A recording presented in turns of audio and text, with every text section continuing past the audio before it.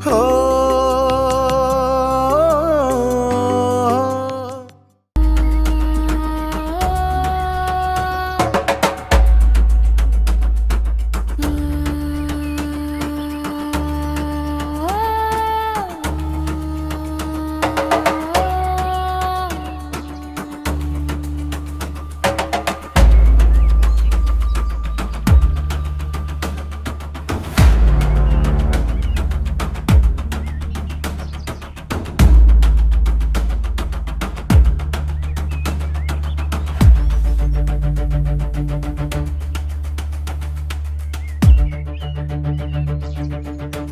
আলাইকুম। গেট খোলো। ম্যাডাম কি চলে যেতেছেন? গেট খুলতে বলছি না।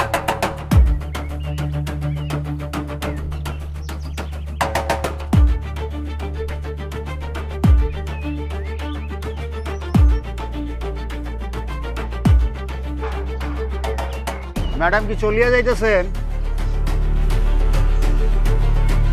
ম্যাডাম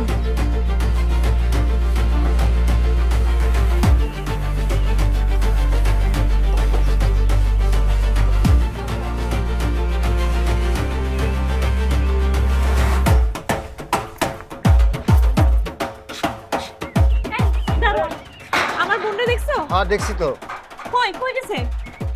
তো ওই যে গেট থেকে বাইরে একটা অটো নিয়ে এদিকে চলে গেল। সে চলে গেল আর তুমি তার আটকালে না? আমি কিভাবে আটকাম কোন? আমি তারে সালাম দিলাম, তারে জিগাইলাম ম্যাডাম কি চলে যাইতেছেন। সে আমার কোনো কথার উত্তর না দিয়ে গেটের থেকে বাইরেই একটা অটো ডাক দিল, অটো থেকে উঠা হন হন করে চলে গেল। সে হন হন করে চলে গেল আর তুমি তাকায় তাকায় দেখলা, তারে আটকানোর চেষ্টাও করলা না। গাধা কোথাকার। যাও একটা অটো ঠিক করো, নিয়ে তারা ধরে নিয়ে আসো। যাও। কি হ্যাঁ, অটো নিয়ে গিয়া তারা ধরে নিয়ে আসো। যাও, দাঁড়ায় আসো কেন? এই তুই তাকায় আছিস কেন? তাড়াতাড়ি যা, একটা অটো করে নিয়ে আয় ধইরা। যাইতেছি। আশ্চর্য।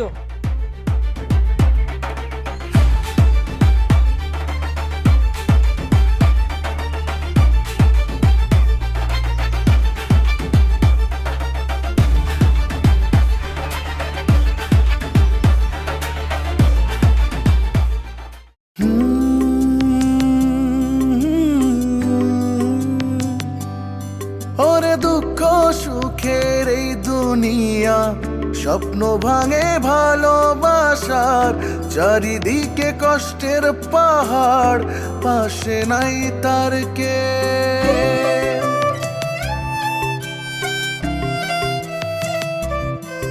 ওরে দুঃখ সুখের এই দুনিয়া, স্বপ্ন ভাঙে ভালোবাসার, চারিদিকে কষ্টের পাহাড়, পাশে নাই তার কে। আশার মশাল জ্বালিয়ে ধরে, আশার মশাল জ্বালিয়ে ধরে,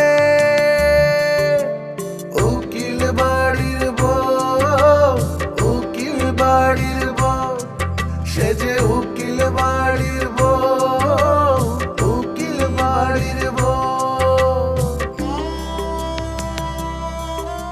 মাস্টার, আমার একটু আপনি সংক্ষেপ করে বলেন তো যে কি কি সাপোর্ট পাইলে পরে আপনি খুব তাড়াতাড়ি ছেলেদের ব্যবসা চালু করতে পারবেন? চেয়ারম্যান সাহেব, মূল বিষয় হচ্ছে অর্থ। দেখুন, আমি ইচ্ছা করলে জেনারেল একজন শিক্ষক এনে ছেলেদের এই ব্যাচটা স্টার্ট করতে পারি, কিন্তু তাতে আমার কোচিং ক্যারিয়ার বদনাম হবে। আমি সেটা চাই না। আর রেজাল্ট যদি ভালো চান তাহলে আমাকে মেধাবী শিক্ষক বাইরে থেকে আনতে হবে। তারা যখন এখানে আসবে তাদের থাকা খাওয়া সব কিছু মিলে একটা অতিরিক্ত অর্থ ব্যয় হবে, যেটা আবার এই কোচিং সেন্টার থেকে আমি সেটা তুলতে পারবো না। তো এতদিনের সুনামটা আমি নষ্ট করতে যাচ্ছি না, আর আমি অতিরিক্ত ব্যয়ও করতে পারছি না। চেয়ারম্যান স্যার, মাস্টার সাহেবের কোচিং সেন্টারে জিপিএ 5 পাওয়া ছাত্রছাত্রীর সংখ্যা ভরি ভরি। আমি জাতীয় পত্রিকায় কতবার যে রিপোর্ট পড়িয়াছি তা আমি নিজেও জানি। সেটা তো আমরা জানি, আর জানি দেখে তো মাস্টারের বিশ্বাস কইরা আমরা স্কুলের স্টুডেন্টগুলার তার কোচিং সেন্টারে ভর্তি করাইতেছি। তারপরে যেন ছাত্ররা পাইতেছে। কি পাইতেছেন না আপনারা সবাই? হ্যাঁ পাচ্ছে। হ্যাঁ অবশ্যই পাচ্ছে, অবশ্যই। আপনাদের সকলের দোয়ায় আমার কোচিং সেন্টার যে উন্নতি হয়েছে সেটা কিন্তু হয়েছে ভালো টিচিংয়ের কারণে। সেজন্য আমাকে অনেক কষ্ট করতে হয়েছে। আর ছেলেদের এই নতুন কোচিংয়ের ক্ষেত্রে যদি একা আমি শিক্ষক হতাম তাহলে তো কোনো কথাই ছিল না, কিন্তু আমি একাও তো সে কোচিংটা চালাতেও পারবো না, বাইরে থেকে শিক্ষক আনারও প্রয়োজন। এখন বিষয়টা হলো কি মাস্টার, কিভাবে কি করলে তুমি ছেলেদের ব্যাচ চালু করতে পারবে সেই প্রক্রিয়াটা বলো। প্রয়োজন হলে তুমি কোচিং ফি বাড়াও, সমস্যা নাই তো। না না মাদ্রাসা, এটা করে ঠিক হবে না। হ্যাঁ আমি জানি আপনারা কয়েকজন আছেন, আপনাদের কাছে হয়তো অর্থটা কোনো সমস্যা না, কিন্তু এখানকার সবার অর্থের অবস্থা তো ভালো না। ব্যক্তিগতভাবে অনেকের সাথে আমার কথা হয়, আমি যদি চার্জ বাড়িয়ে দিই, ফি বাড়িয়ে দিই, তখন কি হবে? অধিকাংশ স্টুডেন্ট আমি পাবো না, আর ম্যাক্সিমাম পরিবার এমন হবে যে তাদের স্টুডেন্টকে আর পাঠাবে না, পড়ার আগ্রহটা হারিয়ে ফেলবে, আর আমি সেটা চাই না। আচ্ছা মাস্টার, আপনি আমার একটু ক্লিয়ার করে বলেন তো, আপনার ক্যাপাসিটির বাইরে কি পরিমাণ অর্থ আপনাকে সাপোর্ট দিলে পরে আপনি অন্ততপক্ষে 2টা ছেলেদের ব্যাচ চালু করতে পারবেন?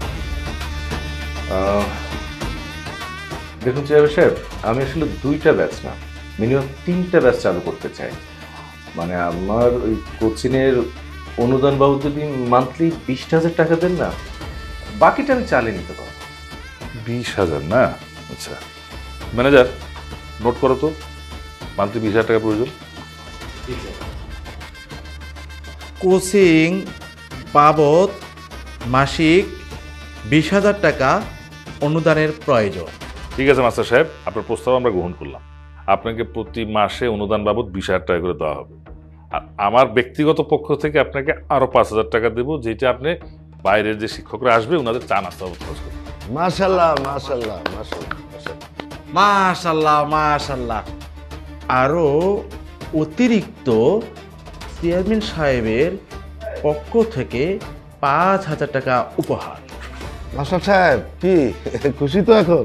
তবে অনুদান পাওয়ার জন্য না, শিক্ষাকে এগিয়ে নিয়ে যাওয়ার জন্য আপনারা যেভাবে এগিয়ে আসছেন, আপনাদের উৎসাহ উদ্দীপনা দেখে আমার খুব ভালো লাগছে। আপনাদের মতো সারা দেশের মানুষ যদি শিক্ষার উন্নয়নের জন্য এভাবে এগিয়ে আসে, তাহলে জাতি কোনোদিন পিছিয়ে থাকবে না, সারা বিশ্বের বুকে আমরা মাথা উঁচু করে দাঁড়াবো। শিক্ষায় জাতির মেরুদণ্ড, এই কথাটিকে বইয়ের পাতায় বন্দি না রেখে বরং এর যে স্বাদ, তার জন্য আমরা সবাই উপভোগ করতে পারি।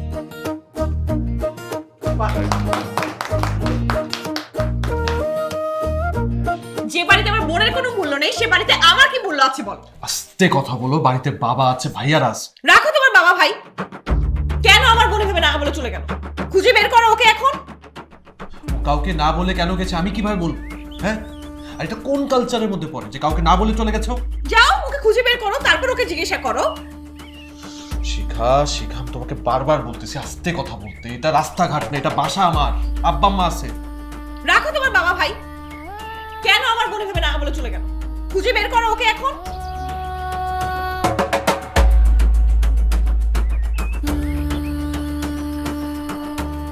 Hard luck for us.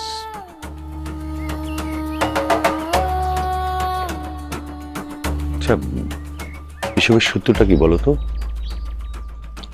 আসলে হয়েছে কি, লাইজু নাম করে একটা মেয়ে, শিখার কাজিন, গতকালকে বরিশাল থেকে এসছে এই বাসায়। এসছে বলতে শিখাই ওকে আনিয়েছে। শিখা চাইছিল যে লাইজুর সাথে জাদু মামার কোনো একটা কানেকশন তৈরি করে দিতে। আর আমি মিথ্যে কথা বলবো না, আমাকে যখন মেয়েটার ছবি দেখিয়েছে আমারও না বিষয়টাতে একটু সাই ছিল। তারপর শিখা নিজে কল দিয়ে ওর কাজিনকে মানে লাইজুকে বরিশাল থেকে আনিয়েছে। তারপর কি হয়েছে? তারপর গতকালকে লাইজু নাকি জাদু মামার সাথে ঘুরতে বেরিয়েছে বাইকের পিছনে করে। জাদু মামাকে তো তুমি চেনো, সে ওই মেয়েকে বাইকের পিছনে বসিয়ে ব্লক করে বেরিয়েছে সারাদিন, কিন্তু পার্সোনালি নাকি মেয়েটার সাথে কোনো কথাই বলে। জাদু মামা তো একদম ঠিক কাজটাই করেছে। কাউকে জোর করে বেঁধে ধরে তো আর ভালোবাসা প্রেম করানো যায় না। That's true. আচ্ছা, এই সামান্য বিষয় নিয়ে শ্রাবণের সাথে তার ঝগড়া হবে কেন?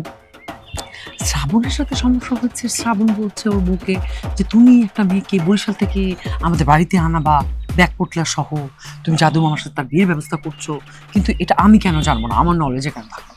শ্রাবণ তো রাইট পজিশনে আছে, আফটার অল সে তার হাজবেন্ড।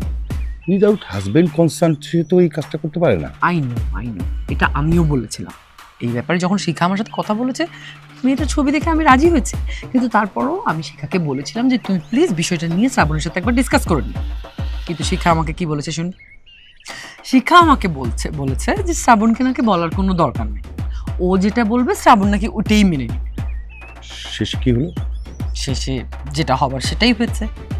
শ্রাবণ লাইজুকে কোনো একটা ব্যাপার নিয়ে কিছু একটা জিজ্ঞেস করেছিল, তখন হয়তো শ্রাবণ খোঁচা মেরে লাইজুকে বলেছে আমাকে জিজ্ঞেস করতে হবে না, শিখাকে বলো, ও যেটা বলবে আমাকে তো ওটাই মানতে হবে, তাই না? এটাতে লাইজু আবার মাইন্ড করে বসেছে, কেন লাইজুকে খোঁচা মেরে শ্রাবণ কথা বললো। এই জন্য ভোরবেলা লাইজু নিজের ব্যাগপত্র সব প্যাকেট করে নিয়ে বরিশাল চলে গেছে, কাউকে কিছু না বলে। এখন শিক্ষার কথা হচ্ছে কেন শ্রাবণ লাইজুর সাথে খারাপ ব্যবহার করলো, এবং সেটা নিয়েই শ্রাবণকে প্যারা দিচ্ছে। শিক্ষা চলে গেছে। দেখো, তাদের এরকম চিৎকার চেঁচামেচিতে বাবা কিন্তু খুব মাইন্ড করেছে, আই নো, কিন্তু বাবাকে চেননি। তাছাড়া এটা ভদ্রলোকের বাড়ি, তুমি তাদেরকে অ্যালার্ট করে দিও, নেক্সট টাইম রাখো তোমার বাবা ভাই। বিহেভিয়ার সহ্য করা যাবে না, এরকম চিৎকার চেঁচামেচি না হয়। আচ্ছা আমি বলছি কেন আমার বোন ভেবে না বলে চলে গেল? চিৎকার করছে, খুঁজে আমি বের যে করো একটু ওকে ওদের এখন। থামাই, তুমি টেনশন করো। ও কাউকে না বলে কেন গেছে আমি কিভাবে বলবো? হ্যাঁ, আর এটা কোন কালচারের মধ্যে পড়ে যে কাউকে না বলে চলে গেছো? যাও ওকে খুঁজে বের করো, তারপর ওকে জিজ্ঞাসা করো। শিখা, শিখা, আমি তোমাকে বারবার বলতেছি আস্তে কথা।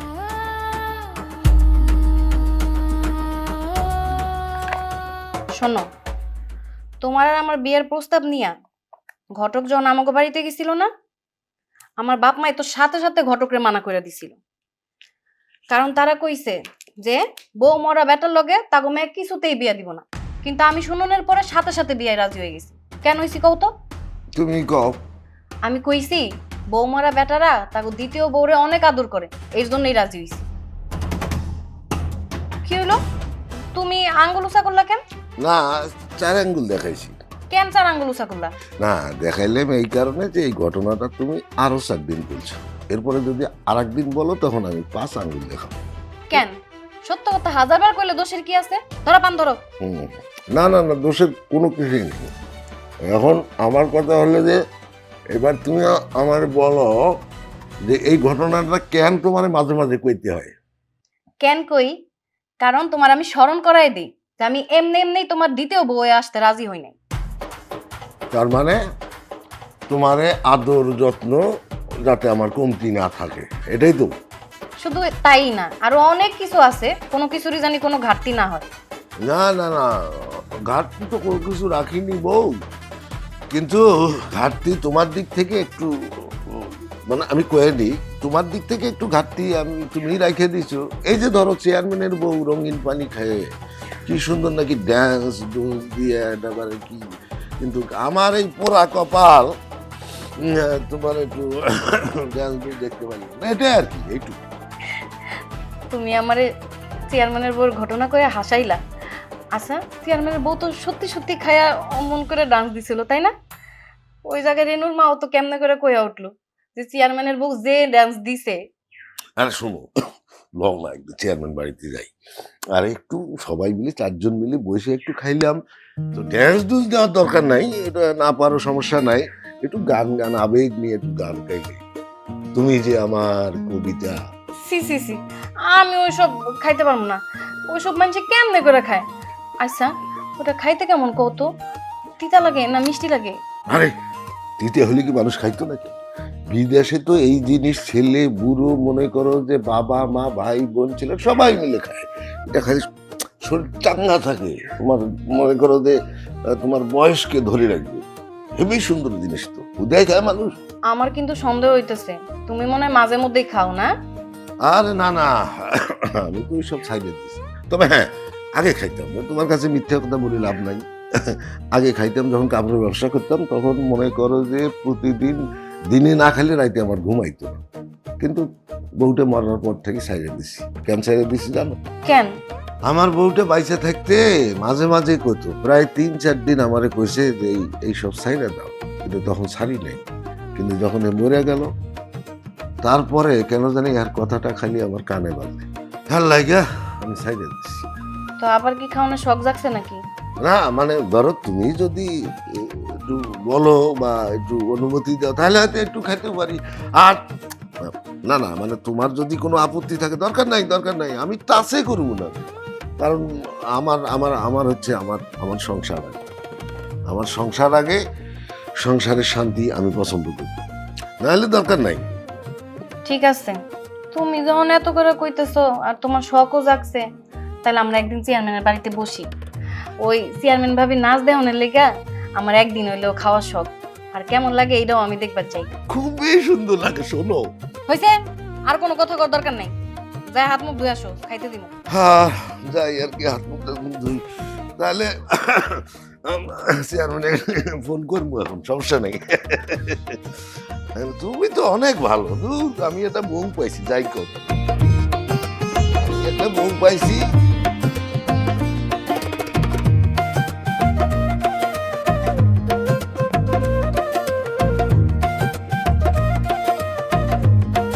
মাস্টার, বিষয়টা কি দাঁড়ালো? চেয়ারম্যান সাহেব, আপনি শুধু স্কুলের হেডমাস্টার একটু ফোন করে দিলেই হবে। ওনার সঙ্গে আমার কথা হয়ে গেছে, উনি ওনার স্কুলের একটা রুম আমাকে সপ্তাহে শুক্র শনি এই 2 দিন ব্যবহার করার জন্য দিবেন। সেটা ঠিক আছে, কিন্তু এখানে একটা বিষয় আছে, মানে যদিও সেটা প্রাইমারি স্কুল, কিন্তু ওই রুম ভাড়া বাবদ তো আপনি প্রতি মাসে কিছু একটা পে করবেন, তাই না? জি, স্যারের সঙ্গে সব বিষয়ে কথা হয়েছে, কত দিব, কিভাবে নেবেন, সব বিষয়ে তিনি এগ্রিও করেছেন। হ্যাঁ, এগ্রি করেছে বুঝলাম, কিন্তু তারপরে এখানে একটা বিষয় আছে। কি বিষয়? এই হেডমাস্টার এই টাকাটা কি অফিসিয়ালি নিচ্ছে না আনঅফিসিয়ালি? দেখুন, আমি ক্লাস ভাড়া নিচ্ছি, টাকা দিব, এখন সে কিভাবে করবে না করবে সেটা তার হেডেক।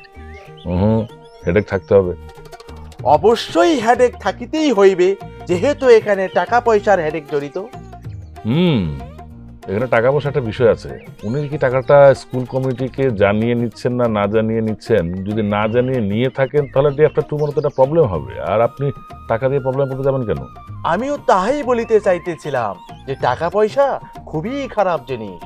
সেটা অবশ্য ঠিকই বলেছেন চেয়ারম্যান সাহেব, তাহলে আমার ডিলটা কিভাবে করলে ভালো হয়? ঠিক আছে, একটা কাজ করেন, আপনি যে টাকাটা পে করবেন আপনি হেডমাস্টারকে বলবেন যে সেই টাকার এগেনস্টে একটা মানি রিসিট দিতে। সেটা স্কুল কমিটির প্যাডেও হতে পারে। যদি ভবিষ্যতে কোনো ধরনের সমস্যা হয় তখন আপনি মানি রিসিটটা শো করবেন।